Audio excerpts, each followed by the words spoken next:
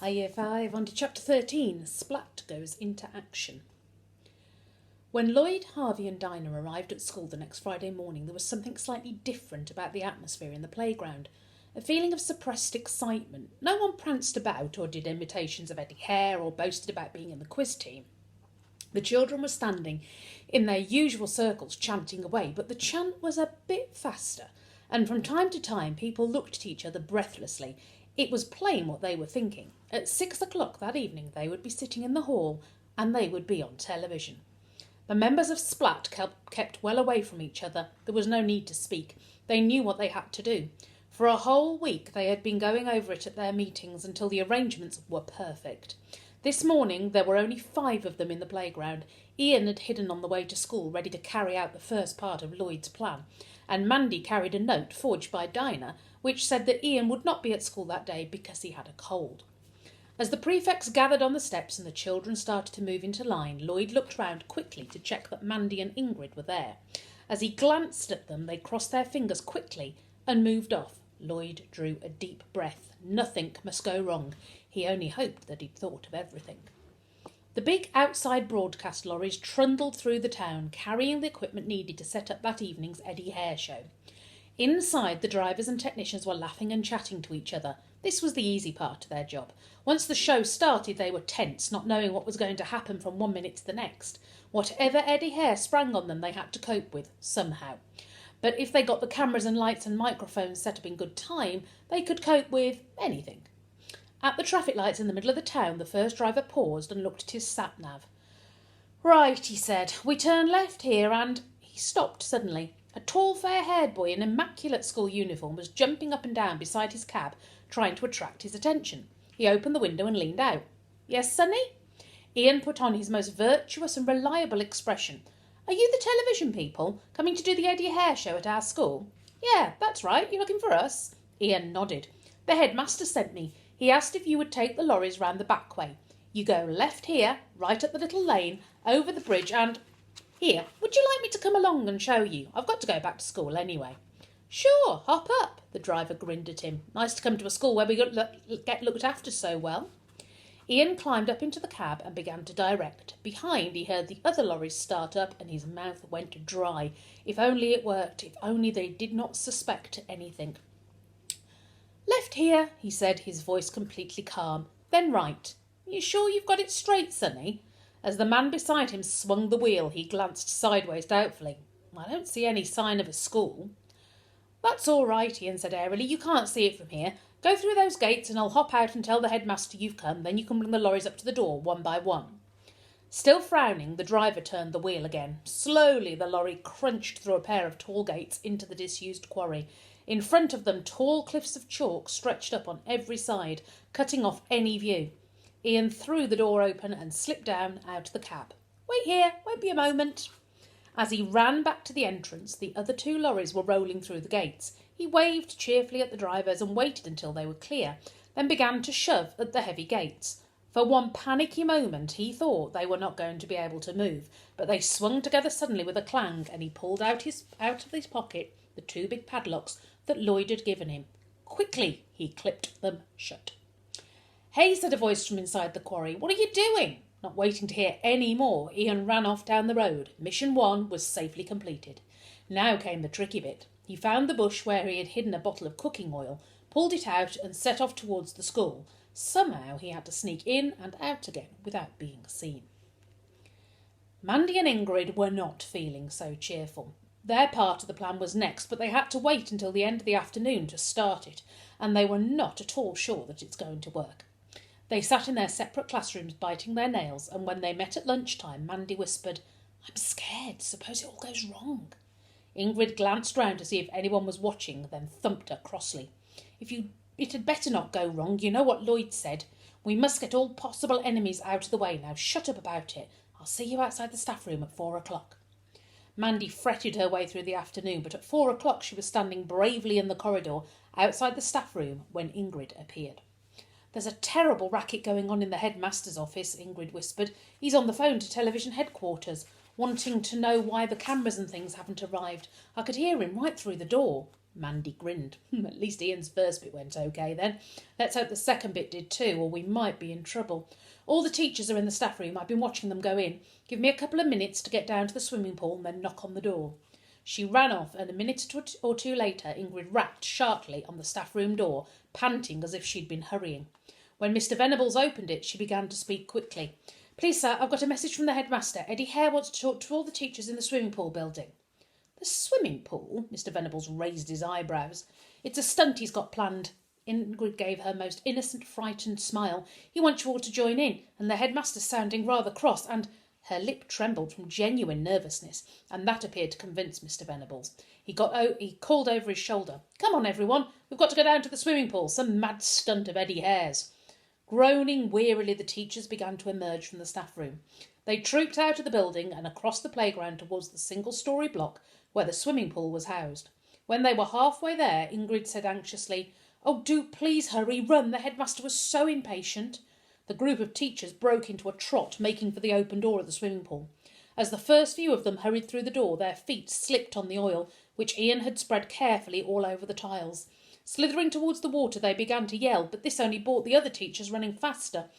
As the last of them slipped through the door, the splashes began. One after another, they fell into the swimming pool, skidding uncontrollably over the edge.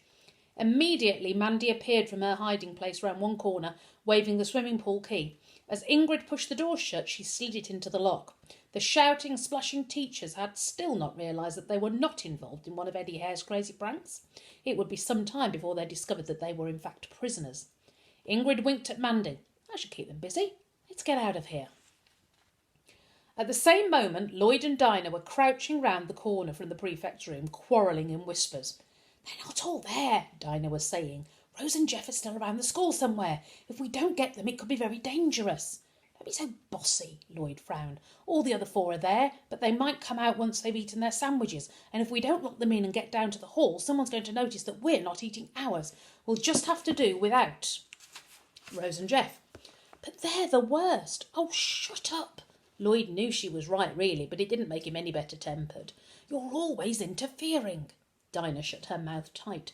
No use saying she had only been trying to help. She knew what Lloyd was like now. He wanted to be in charge all the time. Well, let him. She didn't really think trapping the prefects would make any difference anyway. Go on then, she said quietly. Let's get it over with. Like a shadow, Lloyd stepped forwards and locked the door of the prefect's room. Then he put his ear to it. Hey, he mouthed. They're saying something. Dinah came up behind him. Through the wood of the door she heard Simon's voice reciting as if he had learnt it by heart, and I take charge of transport with 20 children to help me, according to Master Plan, Section C. Lloyd frowned. What are they on about? He said noiselessly. Dinah put a finger to her lips and leaned closer, hearing Sarah's voice now.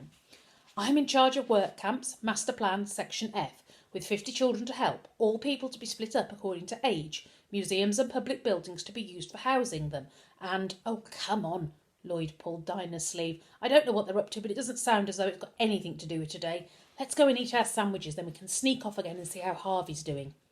Dinah dragged her ear away from the door, feeling frustrated. She was sure she was missing something very important, but Lloyd was right. They couldn't risk being seen with their ears to the door.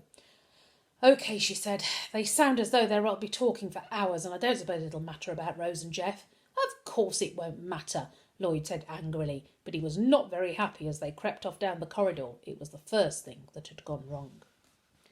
Back in the middle of the town again, Ian was beginning to grow restless. Perhaps he'd missed Eddie Hare. He might have been looking for the wrong sort of person. Perhaps the purple curls were just a wig and the crazy clothes were only for wearing on television. In that case, Eddie Hare could have slipped past 100 times without being noticed. What an idiot he was not to have thought of that before. He frowned and marched up and down by the traffic lights, stamping his feet to keep them warm. Then he saw it. A little low sports car zooming along the main road towards him. There was no mistaking it, even if the number plate hadn't been EH1. Even if the car had not been painted in stripes of red, yellow and mustard colours. For there, at the wheel, was Eddie Hare himself, his huge bunch of purple curls almost filling the windscreen and a cheerful grin on his loony face.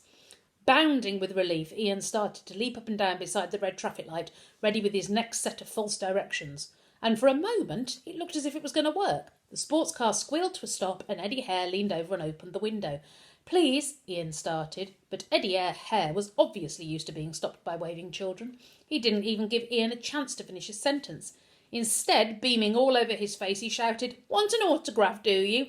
Bless you, boy, you don't suppose I can write, do you?" With a great screech of laughter, he banged the car into gear, roared the engine, and was away as the lights changed, leaving only a cloud of exhaust fumes. "Blast it," Ian said softly. "Blast, blast, blast." Then he began to run as fast as he could towards the school. He had to warn the others that the plan was not working perfectly. Luckily, he knew where he would find them all. In the school boiler room, Harvey was shaking with fright, reading over and over again the instructions that Dinah had given him. "It's quite safe if you do it in the right order," she'd said firmly, "but if you don't, you're going to kill yourself." He looked at his watch. Why didn't the others come? It was after 4:30. He couldn't leave it any longer. Oh well, he was going to have to do it without their help. Pulling a torch out of his pocket, he looked nervously up at the big red handle on the wall which said Mains Supply. "Here goes," he murmured. Gripping the handle tightly with his right hand, he pulled it hard down.